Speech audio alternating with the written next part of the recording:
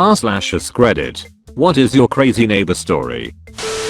Had a new neighbor, M, move into the apartment across from mine, F, maybe 3 feet apart. Although we parked next to one another, occasionally passed each other coming in/out, or at the mailboxes, we never spoke. Maybe a hi. He didn't really even make eye contact. Overall, strange vibes. One night, I'm relaxing at my apartment, single, lived alone, talking at Jay in my underwear/pajamas. It's around 11 PM on a Thursday, maybe Friday. Suddenly, I hear a knock at the door. As a single woman who lives alone, I don't answer the door to a stranger, especially not at night. So I slowly and quietly tiptoe to the peephole. It's my weird neighbor, of course. I think for a moment that maybe there's some kind of practical problem that needs solving. Regardless, I don't want to answer because I don't really know the guy.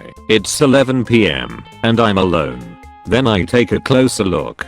He's holding a bottle of wine.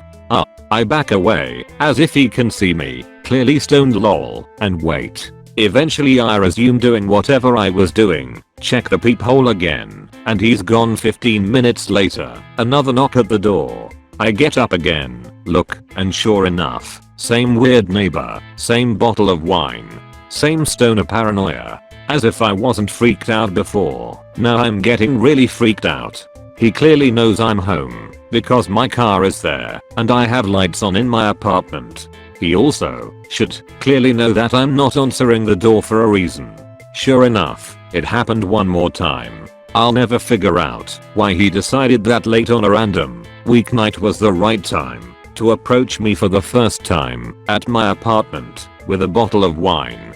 Very bad approach. Now, maybe I watch/read/listen to too many murder stories. Maybe I was a little too high. But like, stay sexy, don't get murdered, okay? GAHBAI. I moved in with a friend after she had to kick her last roommate out.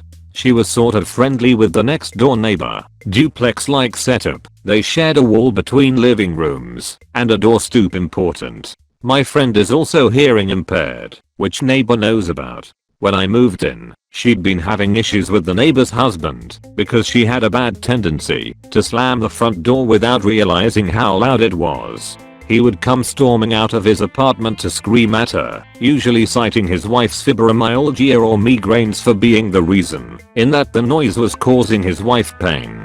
I remember the second day I was living there, I had tried opening the door with the chain lock still on, wasn't used to it, and it made a noise. I left the apartment, and he comes out to scream at me, thinking I was her. I apologized. He scoffs and goes back in. Never said a word to him otherwise. A few months in, the neighbors on their other side start hammering on things all hours of the day. Turns out they were stealing the cabinets before they left. We can hear it all the way in our apartment. He doesn't say a word. I truly believe it's because one of them was male, whereas me and my friend are both female. What took the cake though was the day I backed up into his wife's car. We shared a driveway. I was leaving, checked behind, looked forward for a second, and felt a bump, and looked back again to see him staring at me in his wife's car. No idea where he came from. He gets out, starts hemming and hawing about the damage, running his hand over a part of the front of the car that has the paint already scratched off. Says he needs to talk to his wife about it.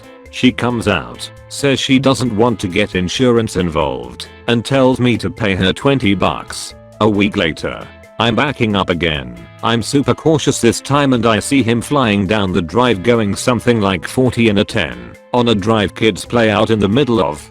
I'm already partially out of driveway and he has to slam on his brakes to keep from hitting me. Then he just sits there waiting for me to do something. After about a minute he pulls into his spot. We moved out a bit after that. My friend sent me a link the other day. Years after this all went down, apparently he's being charged for child molestation. Lived in a townhouse with very thin walls. Neighbor was a very loud, very angry person.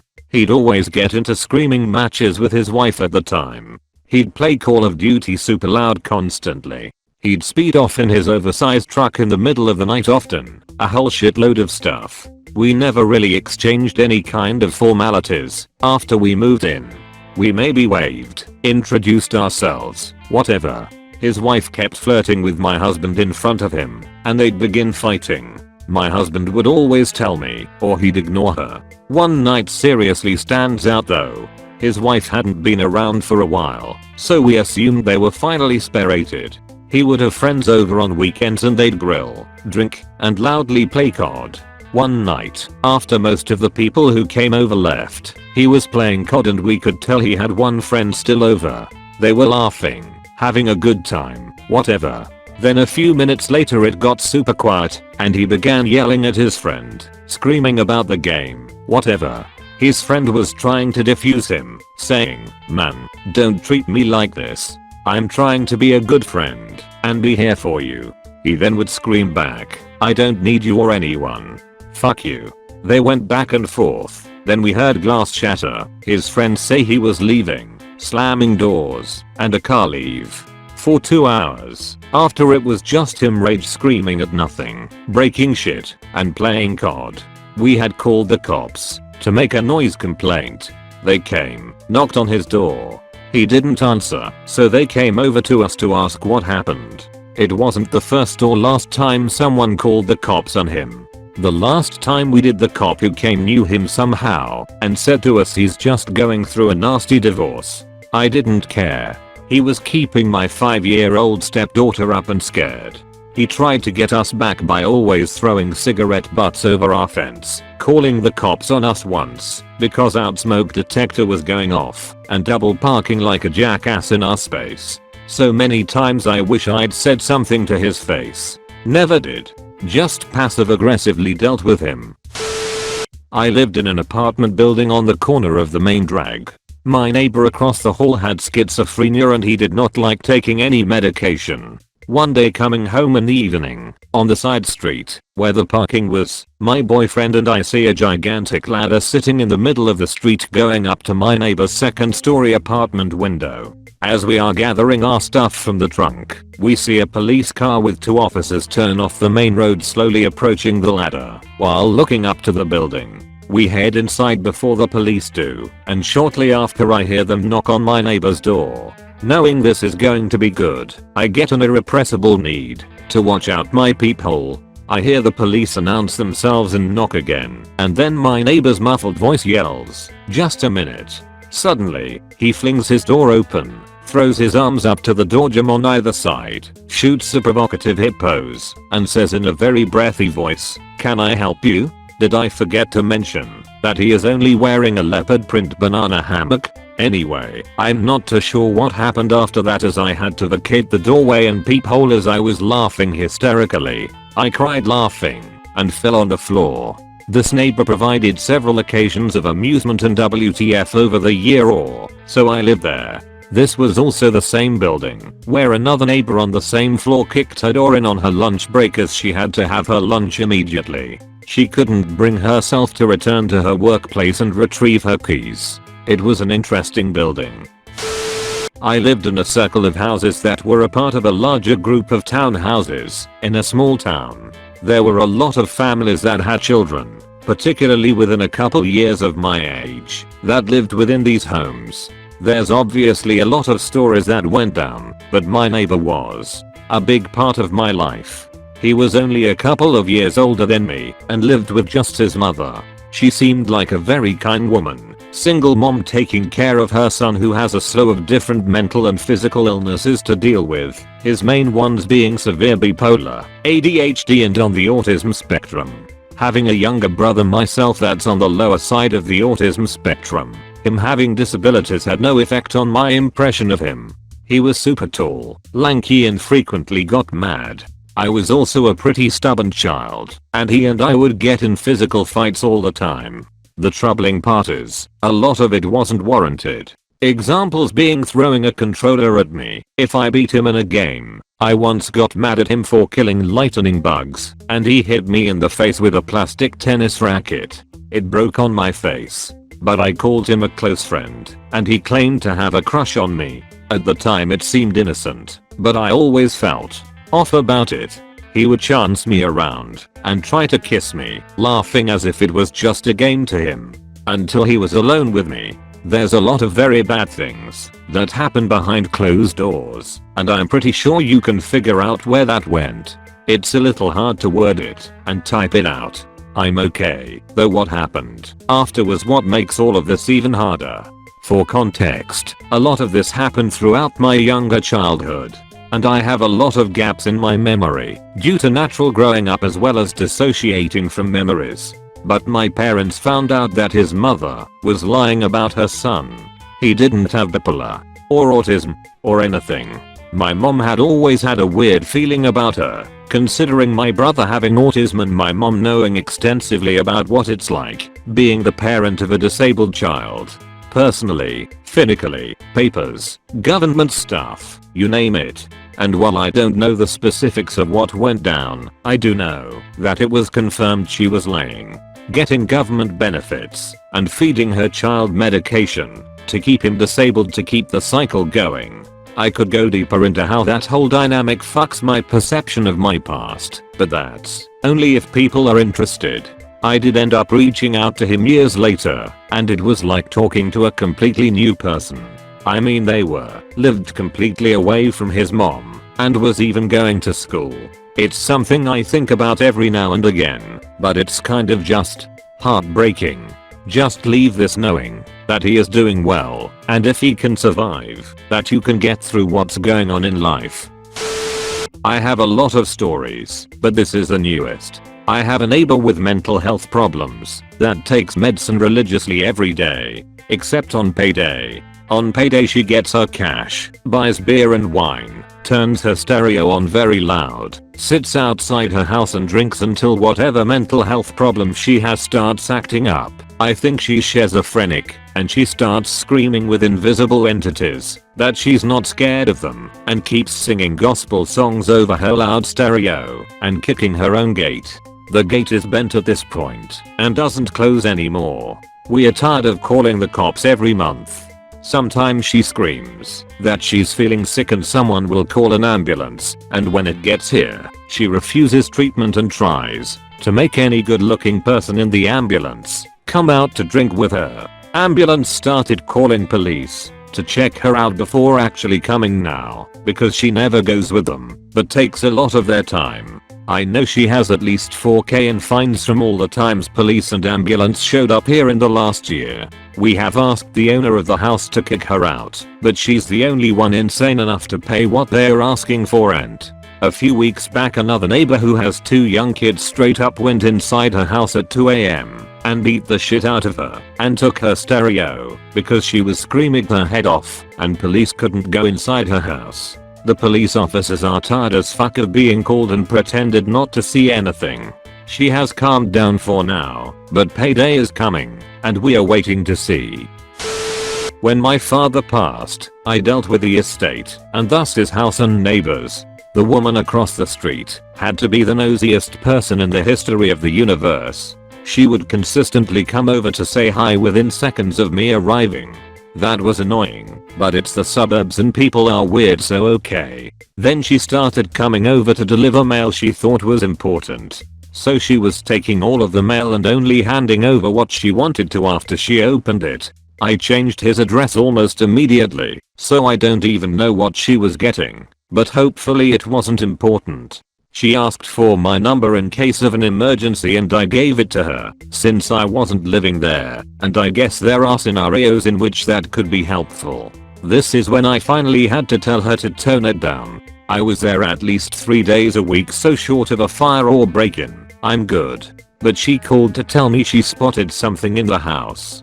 I honestly don't remember the details, but the only way she could have seen it is if she went through the gate into the backyard and pressed her nose against the glass in the bushes. That's when I started hinting that it's okay and I really don't need you to inspect things. She backed off a bit, but one day I was doing a project in the garage and her husband would not leave me alone. I got their whole life histories, a grilling on my life, and my favorite, a ton of questions about old neighborhood gossip on my father. She was telling me all kinds of nonsense that wasn't any of her business and wouldn't believe that I had no idea why he broke up with his ex. He never told me and it wasn't my business. This woman thought it was entirely her business and continued to question me on their entire relationship for at least an hour. When my realtor met her, she kept making faces at me. After neighbor lady left, she told me what about. When she first listed the house, she kept getting phone calls from someone about if anyone had died in the house, what of, and how long someone had been dead in there before he was found. Yes, none of your business, and definitely none of your business. Realtor recognized the voice. She'd been in the business for a while and couldn't believe it. And the last story I had from her is that she called to tell me she had called the cops to remove someone from the premises. As law enforcement hadn't contacted me and I assume I'd have some notification of a break-in, I had to ask some follow-up questions. It was a woman living in her car who had parked in the driveway of a vacant house to have a sleep. I told her off on that one because I would have been 100% okay with that. Literally no harm done. I 100% hinted to the buyers that maybe they wanted to establish some boundaries there. And this is yet another reason I'm never going to live in the suburbs. I've had a few crazy neighbors over the years. This is one of the crazier ones. TL. Dr. My neighbor was sane until she got sucked up by a cult. The girl who lived above us was really nice. I watched her son often because she was a nurse who worked a lot of overpasses. She had epilepsy and was prone to seizures. She wasn't insane until she got a boyfriend who was super religious. Not normal religious, but an off-the-charts zealot. One day she was having a grand mal seizure and her boyfriend was convinced she was possessed. He called his fellow zealots while I called the paramedics. When the paramedics arrived, the boyfriend and his friends were throwing holy water on my neighbor and wouldn't let the paramedics near her. Those weirdos had locked her poor 4-year-old son in his room and he was crying so hard that he was throwing up. When the weirdos were distracted by the paramedics, I got her son and took him downstairs, cleaned him up, and gave him a cookie. I held him close till he fell asleep. The paramedics were not successful in trying to treat the mom, and when they left, the boyfriend came downstairs and pounded on my door demanding for me to give him her son. He almost broke my door down. The boy woke up and started crying again. Poor baby. I opened the door and the dude started screaming that I worshipped Satan and I caused our neighbor to be possessed by a demon. He grabbed the boy and took him back upstairs. I called the police, but the boyfriend, the little boy and my neighbor were gone before they got there. A couple of days later, they came back without the boy and got some stuff out of the apartment. I tried to say goodbye to the mom, and she had this vacant look in her eyes with a really weird smile on her face. I think she'd been drugged. Either that or she had brain damage from the seizure. No idea. I just know she wasn't the same at all. They left all of the little boy's toys and almost everything else, and never came back. I told our landlord what happened, and he did what he could to try and find her, but never did. I still wonder about that poor little boy to this day. He'd be about 12 or 13 now. Probably my meth head neighbors I had living in Oklahoma. They would never sleep and were constantly yelling. The guy would have complete mental breakdowns at least once a week and the cops would be called and he'd be gone for 2 days, come back, be good for a day or two, and then it would all start again. One night, I'm on our back porch, relaxing with my wife and the dude comes up looking for his girlfriend, my neighbor. She comes out, and they start fighting. My wife has had enough, and goes inside to call the cops, while I stay at the door, to make sure nothing happened to my neighbor before the cops came. The dude then stops yelling, looks me in the eyes, and says just fucking shoot me molecule I carry, and while at home I openly carry. I laughed and told him to fuck off. He then took out a huge fucking knife and started coming towards me saying I'll do it myself, and started slashing his arms. Blood is all over the back porch and it's a really wild scene. The cherries and berries pop up and he takes off. Eventually, the cops come to take my report and fill me in on my lovely neighbors. They explain to me that they are well-known meth heads and the guy's in and out of jail and mental health facilities. He's also known to start local confrontations with people and police to get them to shoot him/suicide by cop. They warn me that he will be out in 3 days and will probably be right back. So my wife and I just say fuck it. We were moving in 2 weeks and we just wanted to bide our time before we were gone for good. We pretty much stayed held up in our bedroom trying not to make a sound those 2 weeks and bounced out of there ASAP. We have crazy neighbors where we're at now, but instead of meth heads, we have turkeys. They kinda remind us of them. Okay, so there's this house one over from me, and I have dubbed it the bad juju house. It's had 2 families live there since I've moved in, and both are crazy and sort of sad. 1. This divorced lady moved in with her 2 sons, both about 8 years older than me at the time. I was around 8 and lived there until I graduated high school. She was an oddball and had mental issues she was supposed to take medicine for, but didn't at times. Just a quick list of some of the weird things she did. One time my mom came home from work and my neighbor was smashing mirrors with a hammer outside in the driveway. She would wake up at ungodly hours and scream the time out of the window, cursed at my sister and I coming home from school, cursed out a family friend driving up the street, and hoarded so much you could see it through the windows. I think she eventually got evicted. It was really sad because her sons were so nice, and when she was on her medicine she was too. 2. After that crazy neighbor moved out, a family with 2 sets of twins, 1 boy set and 1 younger girl set, moved in. They moved in right as I moved away for college, but I still saw them frequently when I came home. They would always sit on the front porch and their kids would play. My dad and the father even bonded over going to the same college. The mom worked as a nurse or something, and the dad was stay at home. Totally typical. However, I was home for my birthday. My mom and I were watching TV in the front when my sister came home and asked, "Why are all those cop cars outside?" We looked and there are like 5 to 6 visible cop cars lining our little streets with their lights on but no sirens. This was super weird considering we live in a relatively safe neighborhood. Then this unmarked black van pulls up, and a guy with a jacket that says FBI on the back steps out. My mom had my sister go outside to get something from her car to ask if we should be worried.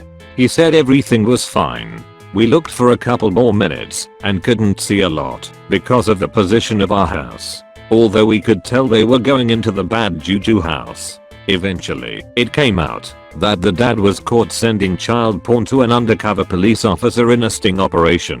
I read the police report and there was evidence that he sexually abused and sent pictures of his twin daughters, who were about 3, to other pedophiles. His ex-wife still lives there and now has 4 kids, all within 2 years of each other. My mom helps whenever she can, and the wife just seems sad, very worn down. I couldn't imagine staying in that house. Sorry for the awful formatting. Used to live with my partner in this tiny bedsit. It was essentially a converted crappy hotel. Our upstairs neighbor was absolutely insane. He kept his microwave in a half-renovated room on the ground floor, and I would regularly get home from nights out etc. and see him sitting on the floor in a dark room cooking ready meals at 3 AM, rather than in his room. One day at roughly 2 AM I heard banging on our door, so I answered it quite carefully as it was late, and it was him, and he just stared at me not replying to anything I said, so eventually I shut the door on him and went back to sleep. This carried on every couple of days or so. I'm a very patient man, but someone waking me up every night at 2 AM when I had to leave for work at 5:30 AM was starting to drive me insane. So I answered the door extremely angrily and told him in a much more angry way to go away.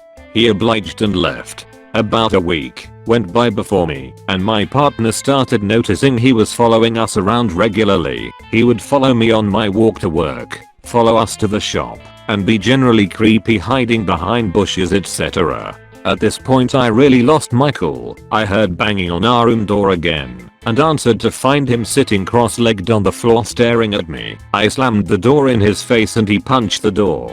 At this point I swing open the door and tell him to F off before I throw him down the stairs, and he stood up and ran off. The next night I hear banging on the door again, and he starts shouting at me saying I stole his microwave. Now I definitely did not steal his microwave, but he was absolutely adamant I had, and tried to get through the door to check my flat. This was 2 AM roughly, and my partner was in bed. It was basically one big room. I push him out the door, and he starts trying to ram the door down.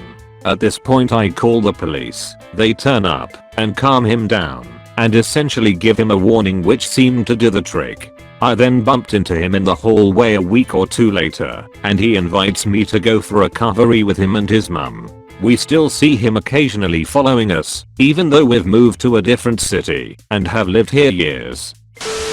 I have the worst luck with neighbors. First apartment was actually an extended stay hotel. The people above me and across the hall would fuck very loudly, very late at night, all the time. Second apartment was a secure building. If you got locked out, the landlord would charge you $35 to come let you in. Probably illegal, but whatever. We were in a bad neighborhood, so I was glad the exterior was locked. About halfway through our lease, new people moved in across the hall. They fucking breathed weed, like weed smoke filling the common area from under their closed door. I don't smoke weed, so I didn't appreciate being hit by a wall of weed smoke when I leave for work in the morning.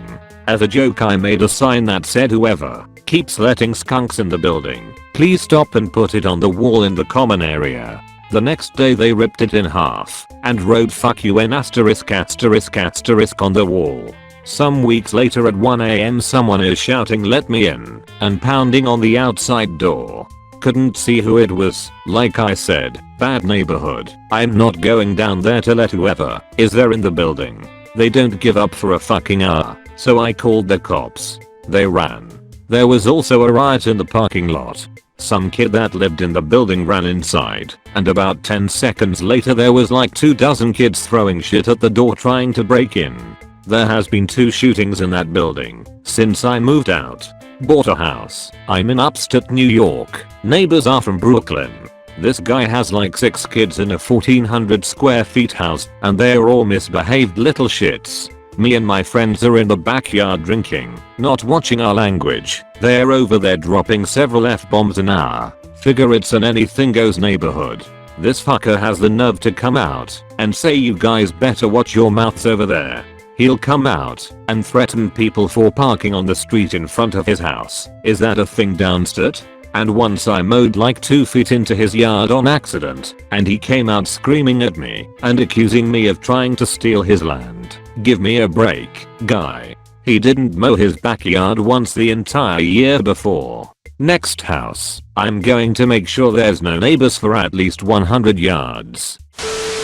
We live next door to a gay couple who have been in their house about a decade. They have a fantastic garden, vegetable beds in the front, nature strip turned into a herb garden from which everyone is invited to take stuff. Beehives out the back. They put a lot of work into it. Turns out the guy on their other side, late middle age, lives alone, drinks heavily, is a wee bit homophobic. Late one night, the men next door woke up to hear this dude smashing up their garden. Apparently he'd spent all day drinking, and around 11 PM decided it was time to deal with the slurs once and for all, and that involved smashing their tomato frames. The guys went out to stop him, and he started bashing them, which is when we woke up, along with the rest of the street. 4 households called the police, and the big Greek bloke across the street tackled the drunken homophobe and sat on him until the cops arrived. Victims included one of the men next door, broken hand, their apple tree, and the tomatoes. Drunk guy was charged with assault and restrained from driving or walking past that house or speaking to his victims, but that was it. The broken hand recovered, the tomatoes were replaced, and our next door neighbors know everyone else on the street has their back. So I guess that's a happy ending, except for the psycho who still lives on their other side. When I was about 10, this grandmother and grandfather with their grandson moved into a house a few doors down. The son by the name of Scene was an angered-issued kid from the moment I saw him. In hindsight, I feel bad because his parents were in prison, but Scene is only half of the story. This kid may have had more than anger issues. Once, He ran through the front door glass of his house when he saw the ice cream man. He was a cut up and shit like crazy, and they had to fix the door. His grandmother was from like Montana and she wasn't used to modern medicine, and she believed that your body's creation, this itself, would heal wounds. She would make him pee in cups and she would pour it on wounds or in his ears when he had an ear infection. They moved away not too long ago, but I don't miss them. Another one is a group of people who live across the street and they live here to this day. The lady who lives there is kind of a lazy ass, if you know what I mean. She lets her dogs roam the neighborhood. Now, I'm not gonna act like an entitled little pose, but they were really annoying to the point of that same neighbor I was talking about earlier having to call animal control on the dogs at one point. The dogs have dug up people's flower beds and have bit an old veteran with Parkinson's. Her husband, who was about 50, had an affair with a 25-year-old, got the 25-year-old pregnant, and our crazy dog neighbor didn't even bat an eye. So now the man that lives there also has his pregnant girlfriend and his wife in the same household. That's all I got, but it's a whole lot of drama. Before they moved a year ago, I lived next to this alcoholic couple and their 28-year-old son. Ever since I was a kid they caused problems for the whole neighborhood, but especially for me and my family. We live on a flag lot away from most other houses. One particular incident happened before everything went downhill for my parents' neighborly relationship. My whole family goes on vacation for a week and my parents give our neighbors a house key so they can watch our house for them come back home to a shattered backsliding glass door and various bottles of alcohol missing. Turns out our cameras caught the neighbor's son walking into our house, getting drunk, slipping and falling into the door, and then leaving like nothing happened. My dad calls them out on it, results in a screaming match, and no charges were made considering the kid's dad is an ex-cop. He's also gotten his son out of multiple DUI charges, which I only know about because he bragged about it to us. After that, the next decade is just a series of petty acts like them parking their cars in the middle of our shared driveway, pointing floodlights at our house, and just being a general annoyance. They finally moved to some town in the middle of nowhere, ID. So yay, not really crazy, but definitely living next to the same shitty and insufferable neighbors for 20 years is always annoying. PS, that same son has also got me woken up at 4 AM with cop sirens outside their house multiple times, usually because he was in violation of his parole, but would always come back later the same day because his dad would go into the station to negotiate his release. Thank you for watching. Don't forget to like and subscribe.